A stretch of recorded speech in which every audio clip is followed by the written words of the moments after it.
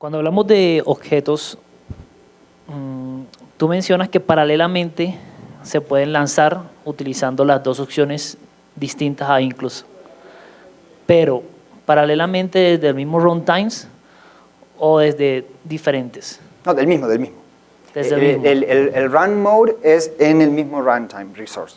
En distintos pueden perfectamente ejecutar en paralelo dos exclusive porque cada uno tiene una sesión independiente para ellos. Okay. ¿Qué sucede cuando estamos lanzando paralelamente dentro de un proceso este objeto que tiene las dos acciones, background o front?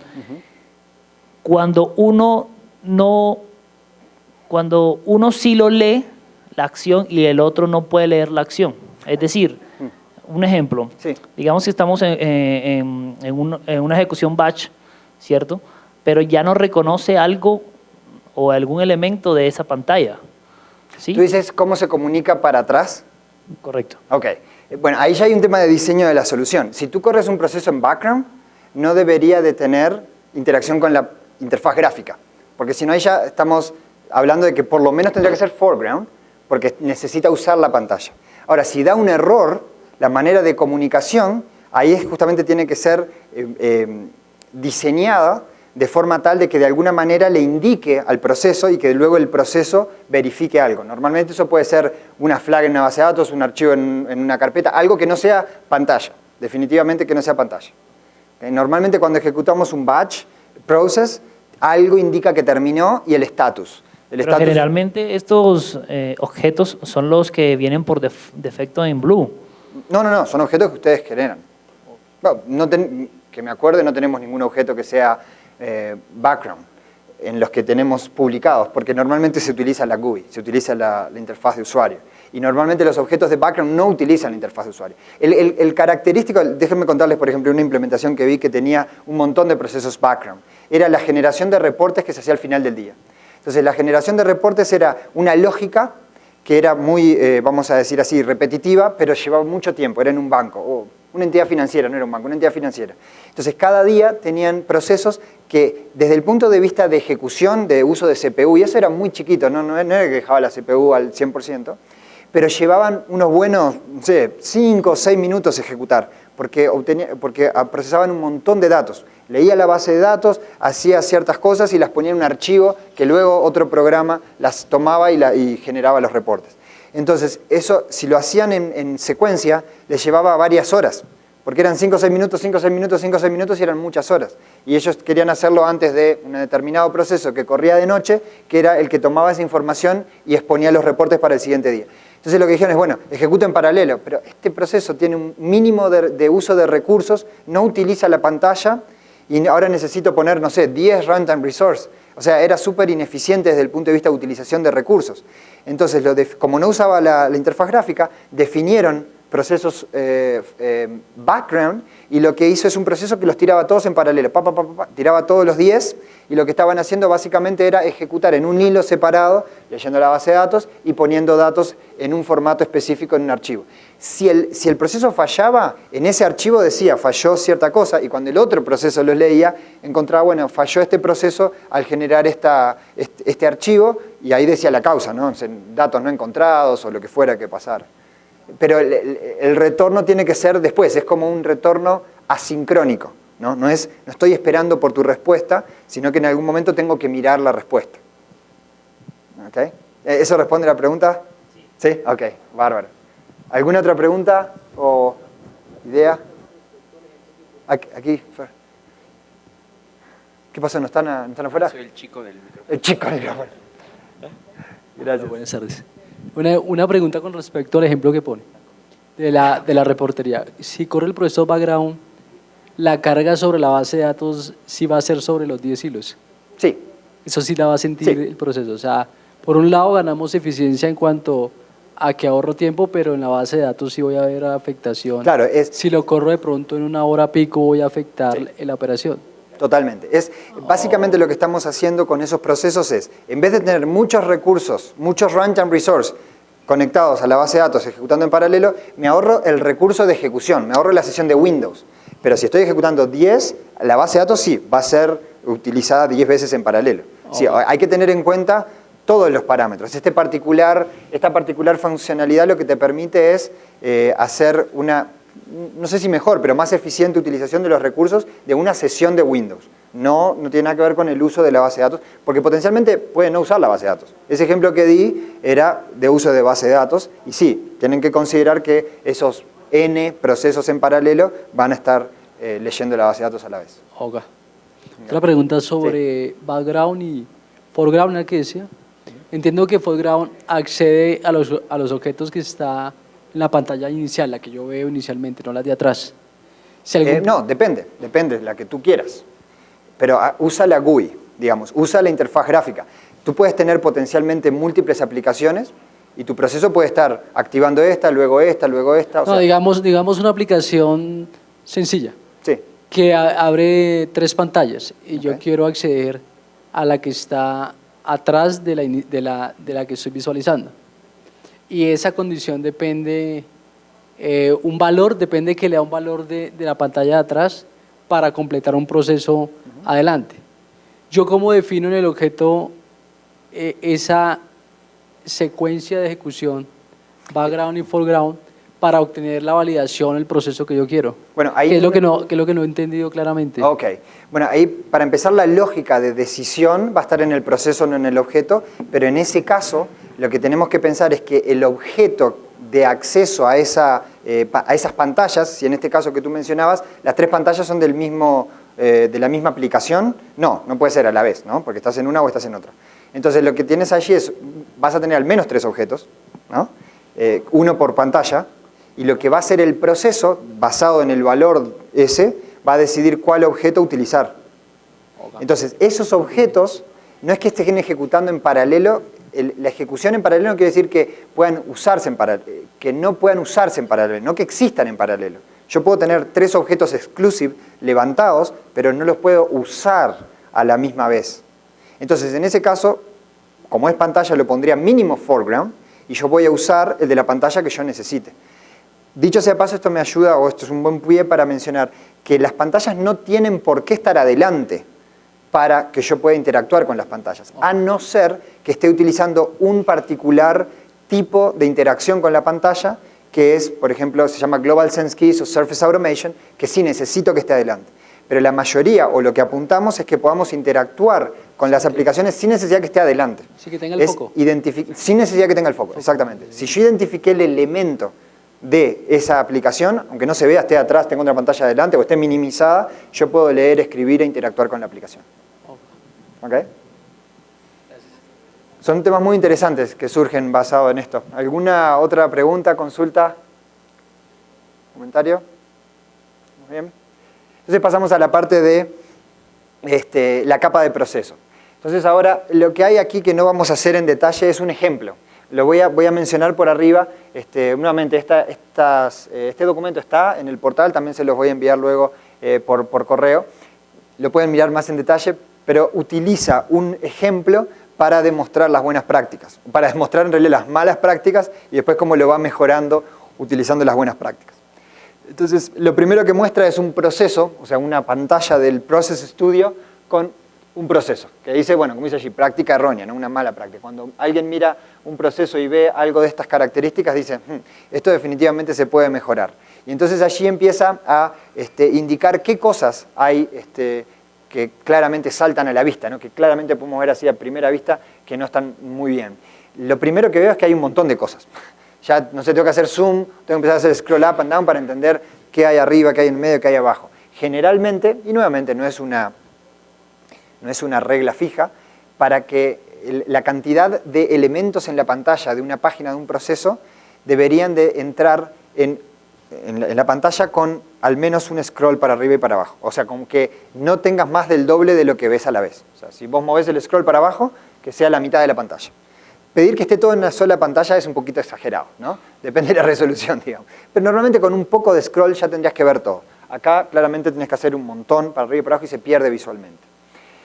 Lo segundo que dice es que la apariencia y el comportamiento del proceso son evidentes para el que lo escribió, por supuesto, pero alguien que no escribió este proceso va a tener que empezar a mirar y tratar de interpretar, dependiendo de los nombres, dependiendo de las cajitas, dependiendo del tipo de la acción, qué es lo que está tratando de hacer.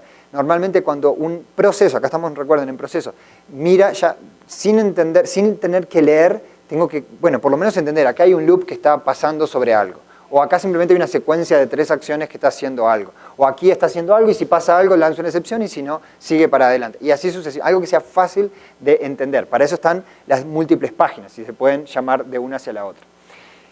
Lo otro que salta a la vista sí es que no hay manejo de excepciones. Hay una sola excepción allá arriba, pero eso no es manejo de excepciones, es basado en una pregunta, en una etapa de decisión. O sea, no hay manejo de excepciones, no hay exception handling, no hay bloques, nada que diga, bueno, si hay un error, capturo la excepción y tomo una acción al respecto. Lo siguiente que dice es, bueno, si surge un problema menor en un sistema, finalizará el proceso, porque bueno, es una consecuencia de no haber exception handling. Acá claramente hay un loop, ¿no? Hay un loop aquí y de aquí. Pero si hay algún problema, esto va a dar una excepción y va a terminar. No hay algo que diga, bueno, si hay algún problema, bueno, lo marco como una excepción y sigo con el siguiente o algo por el estilo. Lo que decíamos, un tema de robustez del proceso. Bueno, y el otro es un poquito más difícil de detectar cuando lo ves, pero dice, el proceso es difícil de controlar mientras se ejecuta porque no hay variables de sesión. Bueno, si miramos los tipos de variables que hay acá, bueno, ahí casi que no se ven, pero hay una variable de sesión. Eso lo vamos a ver bien ahora en el template, cómo es el control de procesamiento utilizando variables de sesión.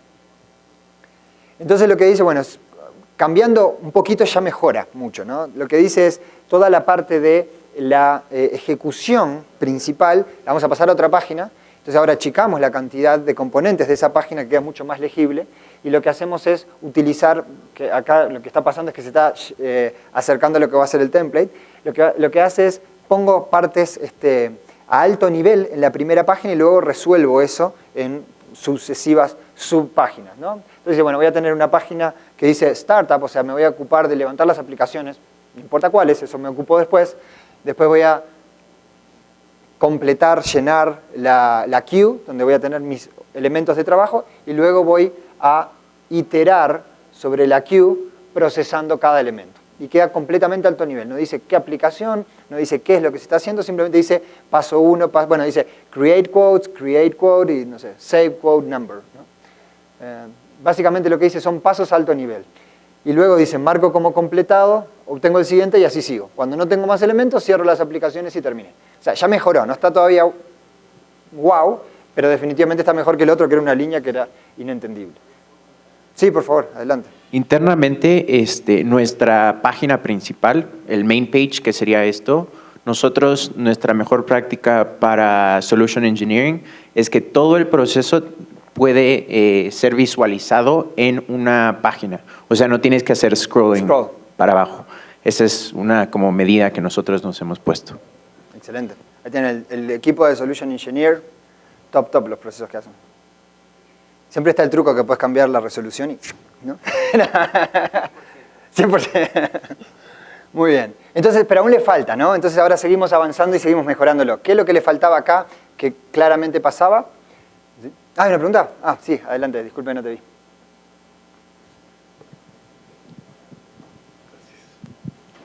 Una pregunta, Sí. si te parece una excepción de sistema en una de esas cajitas, ¿él mismo la dispara o hay que hacer algo para que surja la excepción? Ok. Y manipularla, ¿no? Entiendo. Lo que sucede es, hay un concepto que honestamente no sé cómo se llama en español, bubble up, es como sale la burbuja para arriba, como no estoy seguro de la palabra. Sí. Que, ¿cómo? Sí, como subir al siguiente nivel. Porque del nivel de la capa de objetos, si da una excepción de sistema, lo que va a pasar es, va a saltar en donde sea llamada la excepción, donde sea llamada la acción que generó esa excepción. Por eso se llama bubble up, es como una burbuja que baja y que aparece abajo y sube al proceso. Por eso está la capa de proceso y la capa de objeto. Si en una de estas cajitas cualquiera, una de estas cajitas, digamos, esta cajita está, bueno, esta no es el Gets Next Item, pero es genérica, ¿no? Está llamando una acción y esta acción dispara o lanza una excepción de sistema, en el proceso va a lanzar esa excepción del sistema acá. No está la etapa de excepción, pero adentro, en la ejecución de eso, ocurrió una excepción y eso sube, haces el bubble up, sube, y este proceso va a tener esa excepción.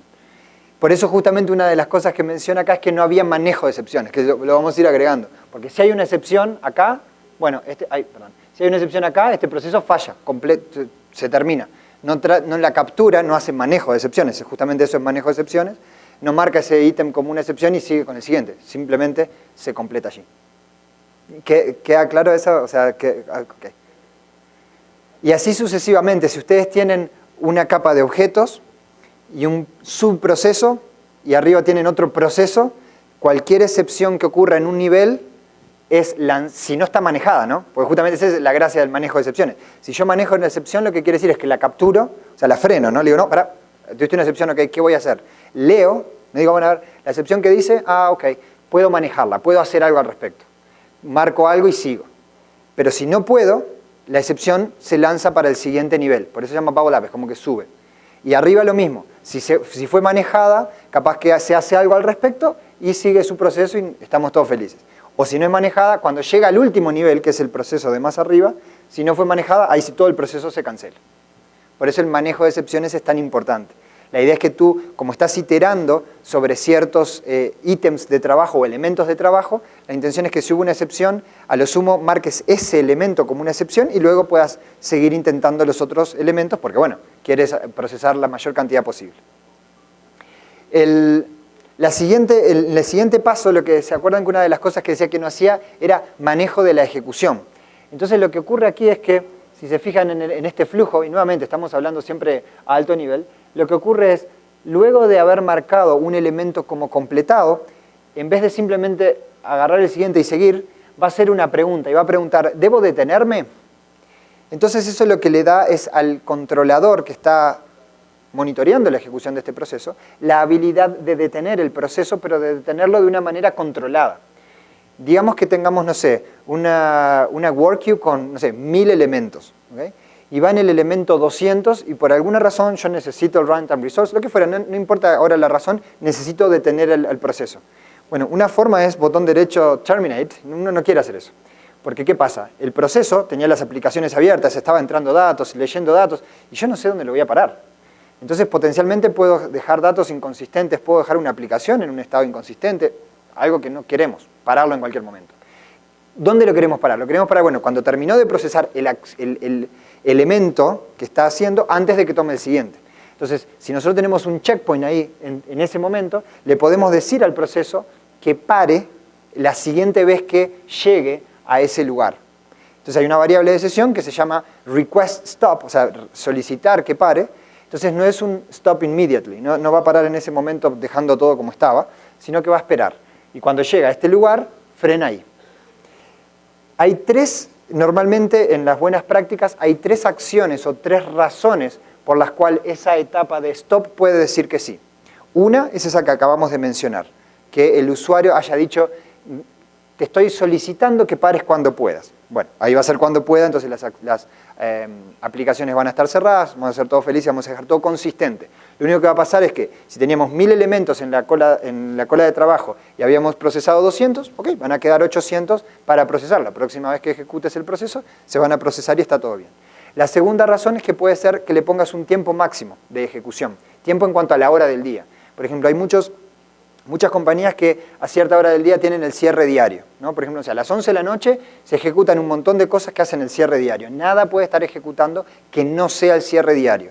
Si yo tenía, no sé, 1000 elementos para procesar y voy 900 elementos para procesar y se me hicieron las 11 de la noche, no importa, tengo que parar porque empieza a ejecutar el cierre diario y ahí si se están ejecutando otras cosas, tengo un problema mucho más serio que dejar los 100 elementos que me quedan para procesar en el día de mañana. De todas formas, no tengo tiempo para procesarlos, así que no hace la diferencia. Lo que hace la diferencia es romper el cierre diario o no.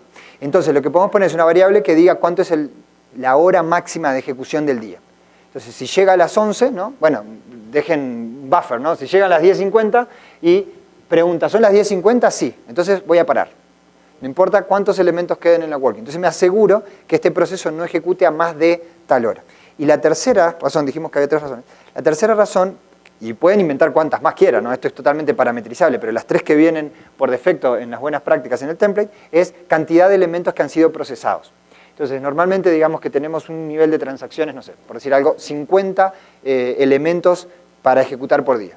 Y no sé, de pronto un día tenemos 200, completamente fuera de lo normal. Entonces me va a ocupar este runtime resource, mucho más del tiempo que yo tenía pronosticado, y me va a potencialmente hacer overlap sobre otros procesos. Entonces yo le puedo decir, bueno, normalmente me vienen 50, pero lo máximo que voy a ejecutar en paralelo es 100.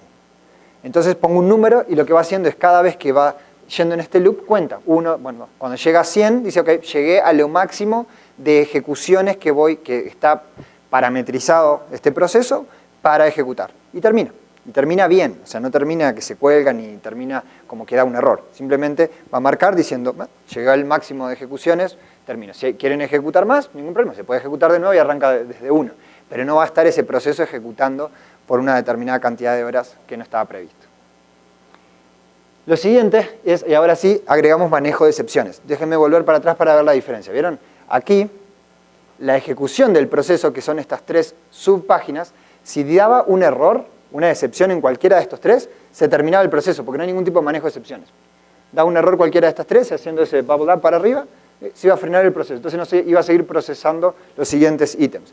Ahora, agrego un bloque alrededor de esas 3 y agrego un manejo de excepciones acá, un recover. Entonces, cualquier excepción que sea lanzada en cualquiera de estas 3 páginas va a ser absorbida, es como un imán, ¿no? El recover va a ser absorbida por este recover y voy a marcar ese ítem, el ítem que estaba ejecutando, como una excepción. Después voy a hacer un resume, este es el momento donde se retoma la ejecución y no se cancela todo el proceso, y luego tomo el siguiente, bueno, me fijo si tengo que parar, por esas razones que habíamos dicho, tomo el siguiente y sigo ejecutando. Entonces, nuevamente, si tenemos 100 elementos y el número 20 me dio una excepción, lo marco como una excepción, va a quedar como flag como una excepción, y sigo con el 21, con el 22 hasta el 100 sin problema. Eso tiene manejo de excepciones, es más robusto y más eficiente. Lo siguiente tiene que ver, y esto ya estamos hablando de las subpáginas, con el tema de los reintentos. ¿Qué sucede cuando, por ejemplo, que damos una excepción del sistema normalmente? Dependiendo de la excepción, podemos potencialmente tratar de reintentar esa acción. Entonces, por ejemplo, tratamos de levantar una aplicación y no levanta. O sea, espero unos segundos y no levanta. Bueno, puedo volver a tratar, a reintentar, pero otros segundos no puede. Puedo volver a reintentar. Bueno, le pongo un máximo número y reintento, no sé, 3 veces, 5 veces, lo que fuera. Una vez que reintenté las suficientes veces como quiera, como fueran, ahí sí doy una excepción y digo que no pude levantar la aplicación. Digo levantar la aplicación como un ejemplo, puede ser cualquier acción que estén tratando de hacer y reintento. La buena práctica a lo que se refiere acá es que si ponemos un loop de reintento dentro de una subpágina, tener cuidado de no poner en la página que llama a esa subpágina reintentos. Entonces, porque si ponemos 3 reintentos y la página que la llama, si falla, también tiene 3 reintentos, bueno, 3 por 3, 9. O sea, si está fallando y decidimos que queremos reintentar hasta 3 veces, que no haya loops anidados, ciclos anidados que multipliquen la cantidad de reintentos que quieren. Es un tema de eficiencia, nada más. El siguiente, excepciones concurrentes. Ok, ¿qué sucede si estamos ejecutando un proceso que tiene una cola de trabajo, como por ejemplo con 100 elementos, y estamos ejecutando, somos todos felices, venimos, no sé, por el número 10, y de pronto tenemos una excepción en el 11. Bueno, lo marcamos como excepción y seguimos, como dijimos, ¿no? El número 12, excepción. Ok, lo marcamos como excepción y seguimos. Número 13, excepción. Número 14, excepción. Es sospechoso. Sobre todo si es la misma excepción. Entonces podemos ver qué tipo de excepción marqué el elemento anterior y ver si es la misma excepción del siguiente elemento. Entonces definimos, bueno, si se da un máximo número de excepciones consecutivas y que sea la misma, puedo decidir detener el proceso. Porque, bueno, por alguna razón, alguna característica del sistema, los datos, la base de datos, no sé, lo que fuera, está mal, ¿no? Por ejemplo, se cortó la conexión con Internet, por decir algo. Y estoy haciendo un proceso que está, no sé, poniendo órdenes de venta en una página web. Entonces, estoy tratando de acceder al formulario de página web, me dio página no encontrada. Bueno, lo marco como excepción, reintento, pop, pop, pop. El siguiente elemento, página no encontrada. Siguiente elemento, página no encontrada. Bueno, después de n, y ese n es un número configurable, de elementos marcados como excepción con la misma excepción, voy a decidir, ahora sí detengo el proceso conscientemente, porque es muy probable que si iba por el elemento 10 y tenía 100 órdenes para entrar, y a partir de la 10 a la 15, por decir algo, me dieron página no encontrada, es muy probable que marque las 90 como página no encontrada porque se me cayó el sistema. No es que el proceso para ese particular elemento me haya dado una excepción. ¿Okay? Entonces, nuevamente, son robusteces que se le pueden agregar, son cuestiones de robustez que se le pueden agregar al sistema. Yo no quiero marcar 90 como excepción y después tener que reprocesarlos. Quiero que sea suficientemente inteligente como para detectar esa acción. Otras mejoras, bueno, variables de entorno. Y esto ya es más genérico. Se puede tener variables de entorno que me permitan justamente parametrizar y brindar flexibilidad al proceso sin necesidad de modificar el proceso adentro, ¿no? Es muy similar a lo que, por ejemplo, como dice ahí, las rutas de red, ¿no? Si tenemos una, que lo habíamos mencionado anteriormente, si guardamos un archivo en una carpeta compartida, no pongan la ruta de la carpeta compartida fija en una variable, pónganle una variable de entorno, entonces yo cuando lo cambio de entorno, valga la redundancia, o simplemente porque cambio ahora la ubicación de la carpeta. Antes teníamos un SharePoint en este servidor y ahora una migración, ahora el servidor de SharePoint es otro. Entonces la dirección va a tener un prefijo diferente. Ahora que tengo que ir y cambiar todos los procesos, no, voy y cambio solamente la variable sin necesidad de modificar el proceso. Bueno, y ahí da otros ejemplos, como también puedo poner en las variables de entorno las direcciones de correo electrónico. Si, por ejemplo, los reportes se mandan a ciertos correos electrónicos, del gerente o lo que fuera, bueno, nuevamente, pónganlo en una variable porque si después se lo quiero agregar a alguien más o cambia el correo o se lo tengo que mandar a otra persona, no tengo que andar actualizando los procesos. Las etiquetas en las colas de trabajo. Cuando uno mira el control room, el que está monitoreando los diferentes procesos, puede ver los procesos que están ejecutando y también puede monitorear las colas de trabajo. ¿Cuántos elementos hay? ¿Cuántos no fueron procesados aún? Hay 3 status, ¿no? Está no procesado aún, bueno, en realidad hay 4. No fue procesado aún, está locked, es decir, lo tomaron, lo están procesando, está trabajando. Está como excepción, o sea, lo procesó y dio una excepción, o lo procesó y lo completó, ok, es el verde, ¿no? Entonces hay 4, no lo procesaron aún, lo están procesando, lo marcaron como excepción o lo marcaron como completado, que vendría a ser correctamente. Entonces, hay un campo que se llama tag o etiqueta, que lo que hace es cuando uno marca un elemento tanto como excepción como completado, le puede poner un valor. No cumple ninguna funcionalidad en el sentido de que el comportamiento de la aplicación no va a cambiar. Es puramente informativo para el que está monitoreando. Entonces yo miro mis elementos, por ejemplo, completados y me dice algo en el campito de esa columna tag. O los que me dieron una excepción, puedo poner algo allí que me indique qué problema hubo. Si bien queda en el log la excepción, pero ya en la columnita de manejo, de monitoreo de los elementos de la cola de trabajo, me aparece algo que me es informativo para mí, que me ayuda en el monitoreo de esos procesos. Las plantillas, esto lo vamos a ver, así que ahora no me voy a detener en los detalles. Voy a mostrar la plantilla de procesos y de objetos. Estructura. Ok, bueno, esto es parte de la plantilla, ¿no? O sea, bueno, dice, utiliza las plantillas de Blue Prism o las plantillas suministradas por la autoridad de diseño local. Ese es Design Authority, el que mencionamos anteriormente. Lo que nosotros recomendamos es, tomen esta plantilla y nuevamente aduéñense de ella. Es decir, no la tienen por qué utilizar exactamente, pero entiendan lo que es cada parte y ajustenla a las necesidades de su negocio. Ahora la vamos a ver a la plantilla. El punto es usar la plantilla. No debería ningún proceso ir a producción que no haya sido utilizando la plantilla. Siempre yo hago la broma de que el único proceso que tendrían que hacer que no use la plantilla, el template, es el del Foundation Training, el de la primera parte del curso básico de desarrollo. Porque ahí todavía no la conocen, todavía no fueron introducidos a la plantilla de desarrollo, ¿no? O sea, no se pretende que el primer proceso que hagan sea con la plantilla. Pero excepto por ese, no debería haber ningún proceso que hagan que no cumpla con la plantilla. Aparte, la realidad es que cuanto más la usen, más familiarizados se van a volver con la plantilla y van a ver realmente cuánto pueden mejorar la estandarización y el uso de las buenas prácticas. Porque, no sé, la mitad, sino más de las buenas prácticas, solo por el uso de la plantilla ya están como forzadas allí. Pero la vamos a explicar ahora a continuación. Este ya la explicamos, la detención de sesiones ya existentes, la parte de reintentos. Bueno, la parte de reintentos, aquí el punto que toma aquí es el siguiente. Cuando ustedes obtienen un elemento de la cola de trabajo, lo están usando, uno está en el segundo estatus, en el no está siendo utilizado, está siendo procesado.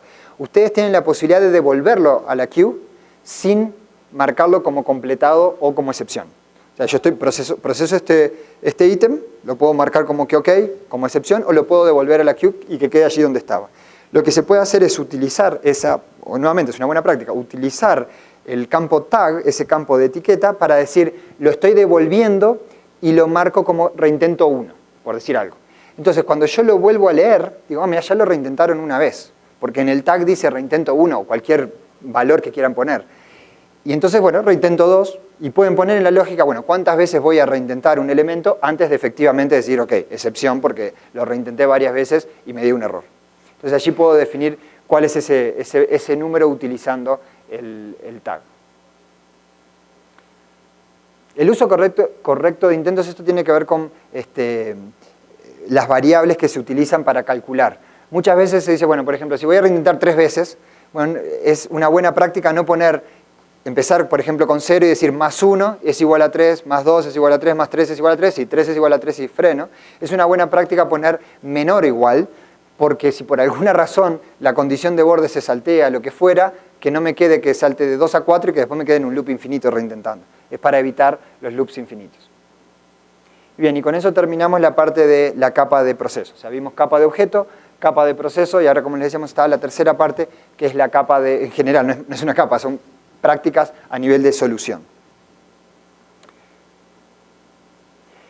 Bien, hay una funcionalidad muy útil, tanto en el Object Studio como en el Process Studio, que es la verificación de errores. Y es ese botoncito que está allí, que abre un menú, donde hay ciertas condiciones que se dan que dice que el proceso, el flujo tiene un error. Por ejemplo, si ponen una acción y no la linkean con nada. O si ponen una acción y le falta los parámetros de entrada obligatorios. Hay acciones que tienen parámetros de entrada obligatorios o no. O si ponen una decisión, una etapa de decisión y solo ponen la salida por el sí y se olvidan del no, o al revés. O otro tipo de cosas que son fácilmente detectables por la herramienta y que se las dejan ahí como dicen, bueno, los procesos no deberían tener ningún error allí, ¿verdad? Prácticas aún mejores. Bueno, los bucles o los loops fabricados tienen mecanismos de defensa. Eso es parecido a lo que decíamos anteriormente con el tema de las condiciones de borde. Lo que no queremos es tener un loop infinito. Un loop infinito es una de las cosas peores que le puede pasar a un proceso en este sentido. No está dando un error, está usando recursos. Desde el punto de vista del control room, parece que está ok porque está corriendo, no está dando ningún error, pero nunca va a terminar. Y a veces es muy difícil detectar estas situaciones desde el punto de vista del control room, del monitoreo, porque no hay nada que me diga que está bloqueado, porque en realidad no está bloqueado, está procesando algo en un loop infinito. Entonces, como dice allí, al crear sus propios bucles o loops, cree siempre un contador y arroje una excepción si se alcanza un límite excesivo. O sea, no deberíamos de tener loops que no tenga una condición una vez, cada vez que, bueno, va un ciclo de ese loop, ¿no? Y lo otro que la práctica que dice abajo es la etapa local se adhiere al control de diseño local. Bueno, la traducción de esa frase está medio rara.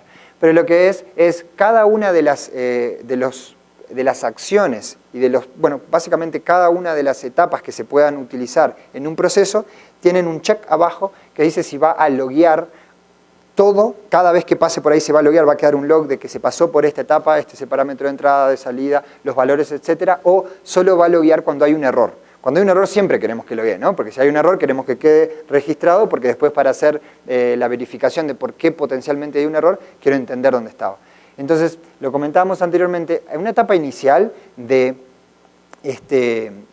debugging o de programación, uno quiere tener todos los logs, ¿no? Porque lo está ejecutando, está cambiando, está probando con datos de prueba, pero llega un punto que dice, bueno, ok, lo tengo estable, está pronto para pasar al siguiente ambiente, y allí uno quiere bajar un poquito esa cantidad de logs, porque bueno, lo va a ejecutar, sobre todo en producción, capaz con cientos o miles de casos, no queremos tener un montón de información que en realidad solamente me está ocupando espacio en la base de datos y agrandando y potencialmente también afectando la performance de la ejecución. Cuando ya sé que funciona bien, solamente quiero que me diga cuando dio un error. Pero esas son cuando dice que se adhiera a las políticas de control del diseño local, es eso, bueno, el CEO iba a definir cuáles son las políticas de login. Puede ser que el CEO diga, no, bueno, yo no importa, quiero siempre loguear todo. No es una muy buena práctica, pero si esa es la política local, está bien, la respetamos. ¿Okay? Y ahí, ¿esa fue la última? Sí, esa fue la última. Okay, así que cubrimos las tres etapas, objeto, proceso y etapas de solución en general. ¿Alguna pregunta o consulta? ¿Algunos se habían encontrado con estos antes? ¿Lo habían mirado? ¿No? ¿Algún comentario adicional que les pareció? ¿no? Están todos prontos para ir a utilizarlas todas, ¿no? Yo lo que quisiera decir es eso, es qué importante que es. Realmente, cuando utilizan estas buenas prácticas, la calidad de la solución realmente hace una diferencia. Ahora vamos a ver el template, ¿cuánto estamos? Si tenemos unos minutos todavía, vamos a ver el template bien rapidito para ver cómo implementa alguna de estas prácticas. ¿Querías agregar algo, Fer? ¿No? Ah, ok. ¿Alguna pregunta? Tenemos el chico al micrófono acá pronto, ¿no? Ok. Les voy a mostrar en pocos minutos y ya hacemos el break y después sí viene la parte interesante del día, que es la parte de la demo, de cómo construir la demo. Primero, ¿dónde está el template? Y segundo, bueno, les voy a hacer un breve recorrido del template, ¿ok? Bueno, voy a ir al portal y en el portal está... Se deslogueó porque pasó mucho rato, así que me voy a volver a...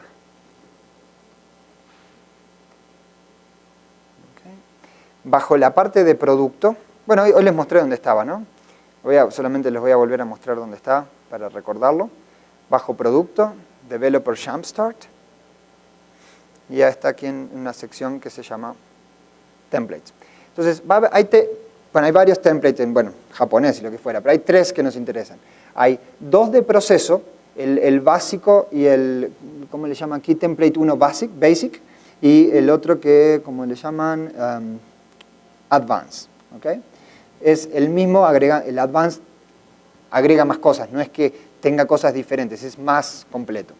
Y el otro template que está más abajo es el del objeto, aquí está. Business Object Template. O sea que hay 2 templates para el proceso y un template para el objeto. Y también, ya que estoy aquí, les muestro, a ver si está aquí. Sí, aquí. Tienen objetos, que esto no son templates, son objetos que los pueden utilizar en la generación de soluciones, que es Login Agent, que ahora lo voy a explicar muy rapidito para los que no saben, y MapEx, que es el de manejo de emails. ¿Okay? Que esos son, muy útiles, ¿no? Bueno, voy a mostrarles, no voy a hacer el download y el import, simplemente por cuestión de tiempo ya lo tengo importado, pero bueno, lo que hacen es bajan, es un XML, y aquí van File, Import, van al XML, lo importan y queda el objeto importado. En particular, lo importé acá, ya lo tengo abierto, lo importé aquí bajo Templates, y este es el template del proceso, que les va a parecer muy familiar a uno de los screenshots que vimos recién en las buenas prácticas. Entonces, permítanme hacer un zoom in para que quede un poquito más grande. Permítanme rápidamente recorrerlo sobre al menos la página principal, para que vean cómo es. Aquí, como pueden ver, inclusive hay errores, ¿no? Ahí dice 5 errores. Bueno, hay 5 errores porque hay partes que están vacías, están incompletas, están con notas, con estas etapas, por ejemplo, que, no es tan particular. Esta dice no more items available. Pero hay ciertas notas que dicen, hay que completar acá, ¿no? Dependiendo de lo que estén haciendo, dependiendo del proceso, van a completar ciertas partes. Pero lo que hace, por ejemplo, en la página principal es, levanta las aplicaciones, y si ahí vamos a esa página, va a haber también partes que están vacías, para levantar las aplicaciones, ¿no? Dice, Step 1, Launch, y depende de la aplicación. Estamos hablando de una aplicación web, va a ser Internet Explorer o Chrome o Mozilla, lo que estén usando, con esa página web. Si están levantando una aplicación, no sé, Office, va a ser a levantar esa aplicación de Office, y así sucesivamente cualquiera sea. Y ya tiene el manejo de excepciones construido adentro.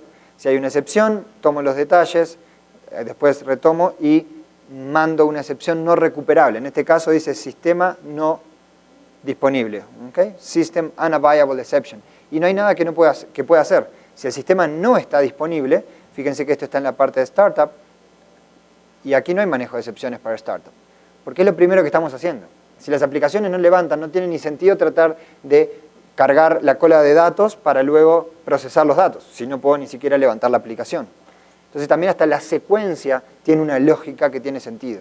Porque si yo levanto los datos, cargo la work queue y después trato de levantar la aplicación no levanta, cargué los datos, potencialmente después lo puedo volver a procesar, pero si no carga la aplicación, ¿para qué ir sobre todo el proceso de cargar datos si ya sé que no los voy a poder procesar?